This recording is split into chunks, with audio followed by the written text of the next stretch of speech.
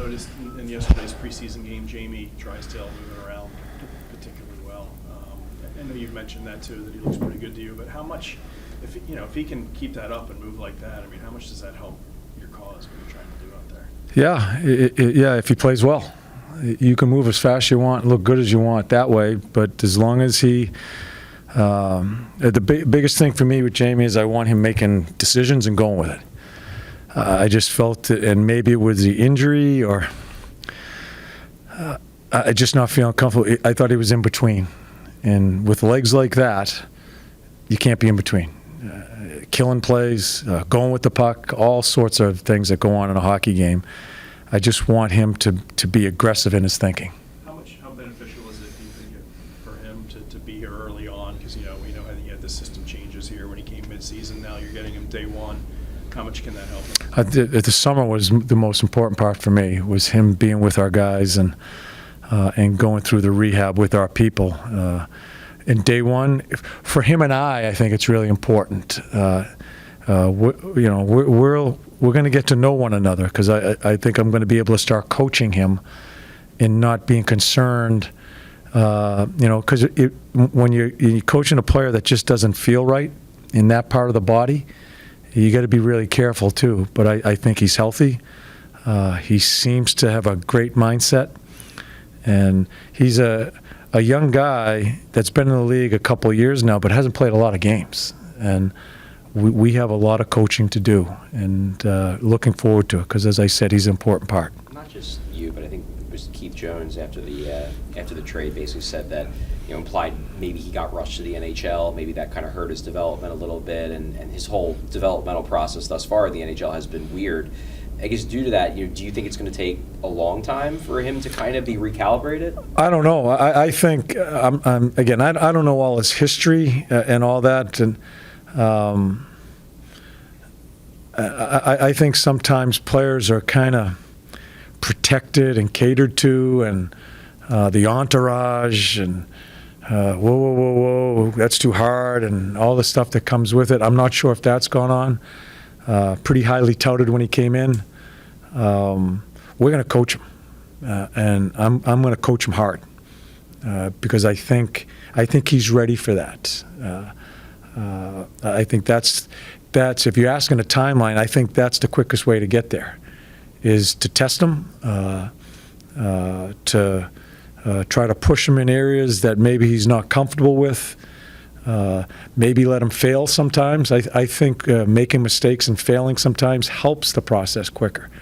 So I just don't know him that well, even though he's been here last year. We just haven't gone through that process together. We'll go through it this year. What does it do for your confidence in the players to see that even after they've been working so hard, and for some of them this is their first time doing your camp, and to have them pull out such a strong performance like they did yesterday? Yeah, and yesterday it was a good performance. Not a lot of National Hockey Leaguers in that Washington lineup, so you got to temper a lot of this stuff both ways, when you lose or when you win in exhibition season, because I don't know what their camp's been like. And again, there's a lot of names I didn't know who they were in their lineups. So, but to get some guys, especially our offensive guys, score some goals, get some points, that's always good. The result's the result. I really don't pay too much attention to the results in exhibition. It's just watching the individual players. John, you had Guy Gaudreau out with you today. Yes. I imagine coaching and being on the ice just means the world to him. Just what went behind that, and what was it like just chatting with him and having him out there? Yeah. Behind it is I called him and I wanted to know if he wanted to come out. It's pretty close to home here as far as with his family and all, and what's going on there. He's a coach. First time I met him was today. I never met Johnny and Matt. I never met them in my travels as a coach. But their family's here, a horrific situation going on.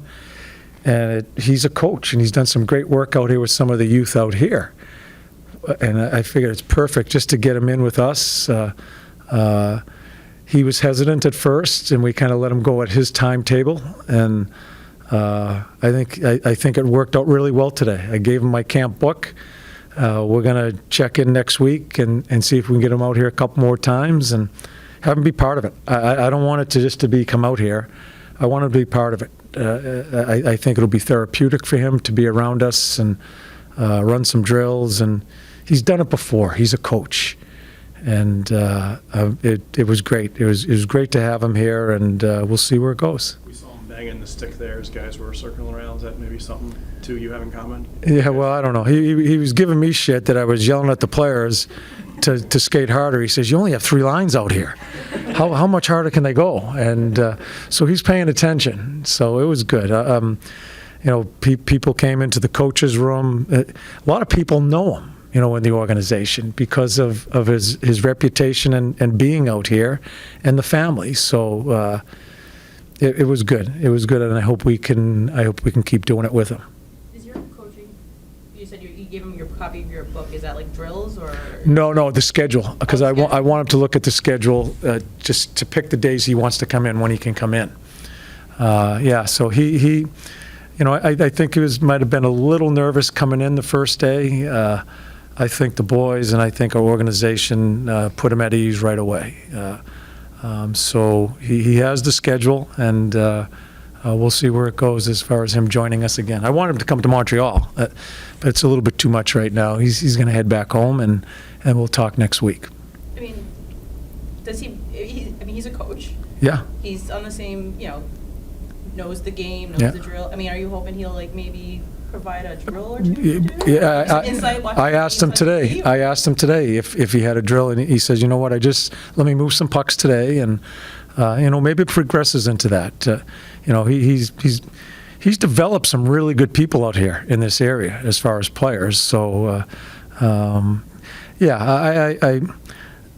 I don't want it to be an everyday story, because I don't think that's. We just want to help, and to be in a locker room, coach to coach, player to coach, and guys talking to him. I just hope it helps him a little bit. I believe you were at the funeral in media. Did you go with Jonesy? Yes.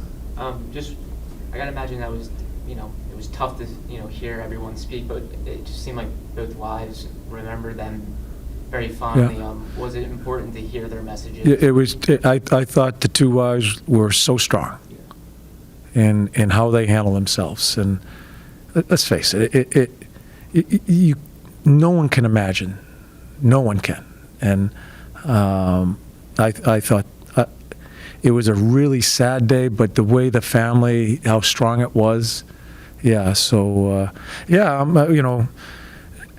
I'm hoping to get to know the family. I think a number of the coaches want to get to know the family, the girls, and just Matt's family and all. It's just horrible what happened, and it's still pretty fresh. So it's here. It's with us down the street. So we just want to be part of it and try to help. Was there anyone else that stood out, or was anyone stood out for you in yesterday's game in terms of, I know we talked about Jamie, but was there anybody else that maybe looked particularly strong? Well, Frosty, they score a couple of goals. Lachenko continues to show no signs of fatigue as far as his legs are concerned. And I thought Mish hit the wall a little bit. He looks tired. But it was a good game. They moved the puck well. They play with more energy than I thought they would. They've done quite a bit of skating here, so they've played with more energy than I thought. And I do think it goes hand in hand that this is just what we do here now. What our camp is, and I think they're more prepared. I mean, Danny Warnke and the strength guys have put out all the information as far as improvements, and we can continue to improve as far as a number of different categories with our conditioning. So that's part of building a standard. So I think we're heading down the right road that way. For tonight's game, you have Bobby Brink and Lexell playing again. What goes into the thought process of giving them the second game in a row? Yeah, we need Hath was going to play, but Hath is in the middle of his wife maybe giving birth, and a lot of things come into play. But Brink has got to play some games. Lexell's got to play some games, and I thought Lixie made some good plays yesterday. Bobby scores a couple of backhand hoisters, and did some good things on the wall. So it's camp. You play. Even if you have to play 3, you play 3. For guys that are trying to find their way, we're trying to give them every opportunity. One or two more. With Jetlachenko, and you know he can't go to the AHL. He has to go back to, if he goes back, he has to go back to the CHL. You know, I asked Ian LaPerriere last week, I think it was, like, does that hinder, because he can't, like, he seems pretty confident and able with the NHL guys, but he, you know, if he doesn't stay here, he has to go back to junior, which is a drop down, obviously, from the AHL. Yeah. Is there any concern about his development, maybe, because he doesn't have that ability to go to the AHL? No, and we're just going to let it play out. You know, you never know. He's had a very good camp. I think a number of kids have had a really good camp. We're just, I don't even have a mindset of thinking about that right now. It's just let him play. He's going to play some more exhibition games. Very exciting as far as what you see right now. I mean, he's on top of the ice, and seems his conditioning seems elite, and so it's a lot of good stuff. So we'll see where it goes and try to do the best thing for the kid when the time comes. With Jet, though, look, you're a coach. Your focus is on winning games. Yep. You want the team to win. If it gets to the point where, you know, you like what you've seen is the end of camp, and you think, you know, this guy's one of the best guys, but the front office maybe thinks that his development might be better served going down. You know, where do you sort of fall in that? Well, we have that conversation. I don't know where I fall with the conversation, but if I feel that he kept on going, I'm always gonna be honest with Danny and Jonesy as far as what I feel about the player. But I also have to be cognizant of, in the National Hockey, there's a business end of it, of cap, of contracts, there's so many things that come into play. But I'm pretty sure with those two guys, they're always going to be looking to what's best for the kid and the team at the same time. So, I don't know where the conversation goes to, but how I feel about it, I'll always express how I feel.